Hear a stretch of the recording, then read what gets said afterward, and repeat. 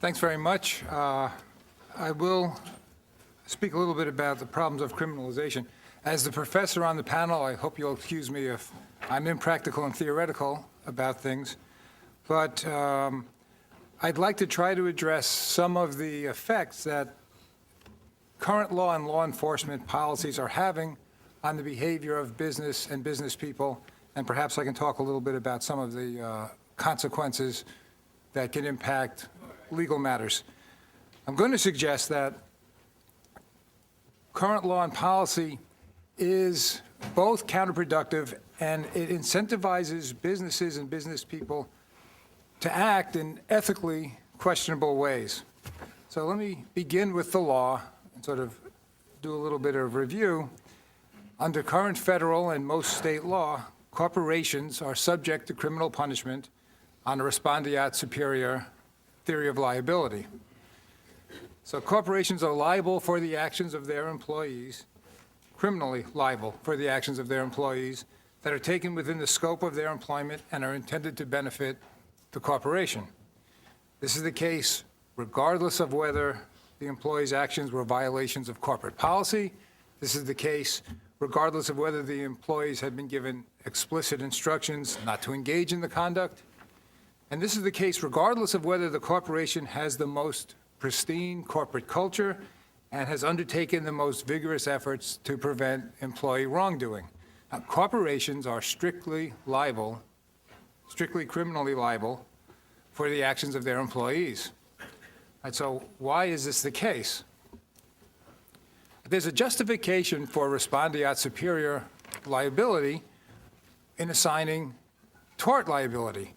Employees are often the type of people who are judgment-proof, and they can't be deterred from engaging in risky behavior that will increase their pay or get them a promotion by fear of civil liability. So respondeat superior liability creates an incentive for employers to deter that type of conduct by their employees. But no employee is criminally judgment-proof. All are subject to the threat of criminal punishment or criminal activity. So why do we punish their corporate employer for their actions? Now, sometimes the response is corporations are legal persons. As legal persons, they should be subject to the same law as natural persons. But that response is actually a non sequitur, because legal personhood doesn't imply criminal responsibility. Infants, incompetent people, the insane are legal persons, but they're not criminally responsible. Criminal law is about punishment. To be criminally responsible, a corporation must be the type of thing that can be deserving of punishment. So does subjecting corporations to the criminal sanction advance any of the legitimate purposes of punishment? That should be the basic question. All right, what are the purposes of punishment? Typical purposes offered are usually retribution, deterrence, or rehabilitation. Retribution can only be imposed on those who have acted in a blameworthy way. Retribution clearly justifies punishing those who commit the offense. But how can it justify punishing the corporation? Corporations can't be imprisoned, they can only be fined. And the defining characteristic of the modern corporation is a separation of ownership and control. When a corporation is fined, it's the owners, the shareholders, who pay the fine. But the shareholders have no control over the actions of the corporate employees who commit the offense. So inflicting punishment on a corporation's shareholders or on innocent employees who may lose their jobs if the corporation suffers a reverse is punishing the innocent. Now, punishing the innocent, punishing those who are innocent of wrongdoing can't be justified on retributivist grounds. All right, so what about deterrence? A major purpose of criminal law, of course, is to deter wrongdoing, but not by punishing the innocent. We could very effectively deter wrongdoing. For instance, we could perhaps greatly reduce crime by teenagers if we punish their parents for all of the offenses of the children. But that's typically not a justification for punishment. Deterrence is a justification for criminal punishment when what you're doing is punishing those who engage in wrongdoing in order to deter others from similar activities. It doesn't refer to punishing the innocent to pressure the innocent, so to punish the innocent to pressure them into curtailing the activities of their fellow citizens. Rehabilitation is a justification for punishment. I've been on several of these panels, and prosecutors frequently argue that corporate punishment is justified on the grounds of rehabilitation because the fear of prosecution can make business people behave better. But think about the word rehabilitation. It refers to changing the behavior of wrongdoers into socially acceptable conduct. To rehabilitate, you first have to have someone whose conduct is unacceptable. Rehabilitating those who are innocent of wrongdoing is called depriving them of their liberty. This was familiar in the Soviet Union or Maoist China, where people whose conduct was unacceptable to the government were sent to psychiatric hospitals or re-education camps. These justifications can justify punishing the people who commit the offense. It can't justify vicarious liability that's imposed on those who haven't committed the offense. So what does justify corporate criminal punishment? Prosecutors will tell you that they have no interest in punishing the innocent, and that's true. They just want corporations to cooperate with them in combating business crime. And I take them at their word. I'm sure that that's what the driving force is. So if we take them at their word, the purpose of criminal punishment is to reduce the incidence of white-collar criminal offenses. If that's the case, if that's really the purpose of punishing corporations, then I'm going to contend that present law enforcement policy is terribly misguided. A great deal of research has been done on how to reduce illegal and unethical conduct in the business environment. And I mean a great deal of research over decades. This is pretty fairly established. There are two basic approaches to reducing employee misconduct. They're called the command and control approach and the procedural justice approach. The command and control approach involves the intensive monitoring of employee conduct, threats of sanctions for wrongdoing, enforced cooperation, these kind of procedures. And the evidence shows that adopting such measures can reduce law breaking by employees, but not very much.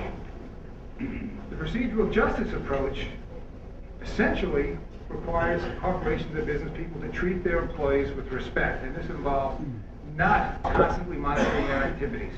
You want to not make them feel as though they're being spied upon. You want to reward trustworthy behavior with trust. You want to trust your employees. You have to rigorously honor all promises or commitments that you make. It involves undertaking very serious self-assessment to discover potential wrongdoing and rigorously adhering to programs of organizational justice, which usually involves you want to take swift action against those whose wrongdoing has been established by fair procedures, and you want to reward those who behave ethically. And the evidence shows that this approach can significantly reduce law breaking by employees. Apparently, these measures work by aligning the employee's personal values with the corporation's values, and it increases employees' commitment to follow the corporation's rules. But more significantly, the way it works is when employees feel they're being treated fairly by a corporation, they're more willing to come forward and inform management about those within the organization who are breaking the rules. An offense against the corporation is felt as an offense against oneself and not as somebody else's problem. So this is actually the most effective way of reducing employee wrongdoing. The problem is that current law enforcement policy right now is embodied in the organizational sentencing guidelines and in the Thompson Memorandum, which governs Department of Justice policy. And this policy brings nearly irresistible pressure on corporations to do two things. One is to adopt compliance programs which intensely monitor the conduct of corporate employees, and the other is to cooperate with criminal investigations.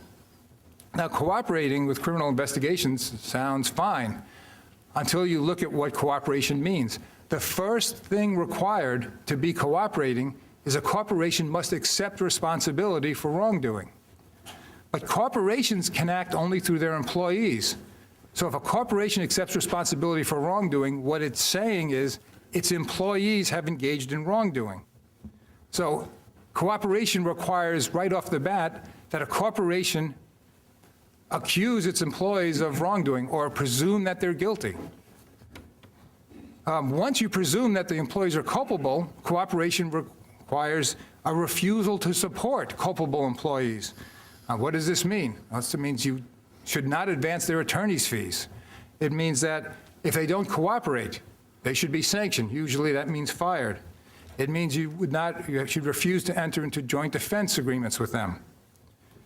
Cooperation also requires the disclosure of, quote, all pertinent information.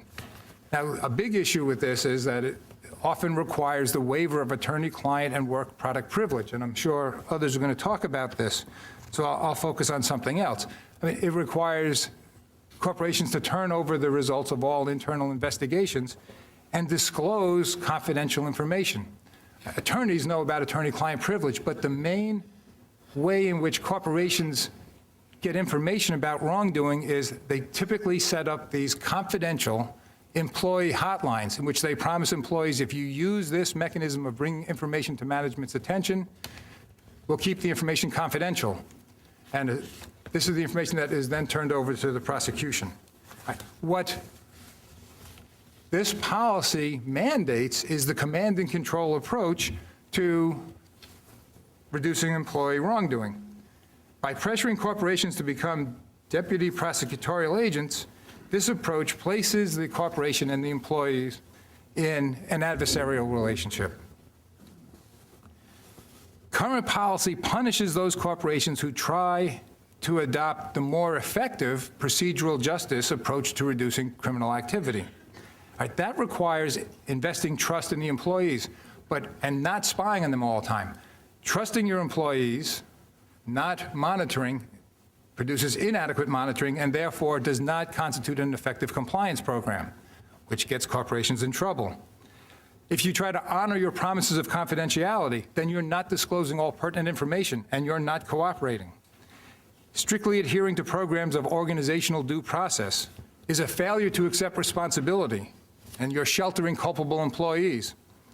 If you advance their attorney's fees, you refuse to sanction those who want to assert their constitutional rights or are advised by their own counsel not to cooperate. And it also punishes it pressures corporations to behave unethically towards their employees. An effective compliance program requires intense monitoring. I can't tell you exactly what it is. I can tell you that Deloitte and Touche now offers a service to corporations in which it will come in and create complete psychological profiles of their employees, including their marital status, their recreational type of activities, in order to help them identify those who are more likely to break rules. It requires corporations to encourage whistleblowing with promises of confidentiality, such as the employee hotline, which it must then break by revealing the information to the prosecutors to help the prosecutors come after the employees. It requires corporations to adopt a presumption of guilt rather than innocence for their employees by accepting responsibility. Corporate counsel's got to protect the corporation, not the employees. If the only way to protect the corporation is to sacrifice the employees, corporations who are looking out for the shareholders' bottom line are under pressure to do exactly that. And the other thing is that this policy discourages ethical audits, because any information revealed by an ethical audit must be disclosed. There's no selective waiver. You waived attorney-client privilege.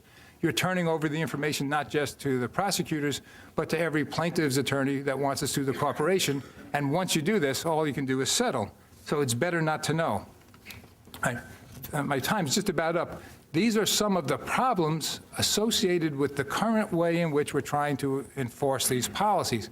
What I want to recommend is, if the goal is truly to reduce rule breaking by employees, if the goal or the purpose of corporate criminal punishment is more effective reduction in white-collar behavior, then our policy should be radically changed. And what we would want to do is have law enforcement policies that not only permit, but encourage corporations to adopt the more effective way of reducing lawbreaking, which would be the procedural justice approach. Thank you, John. Our next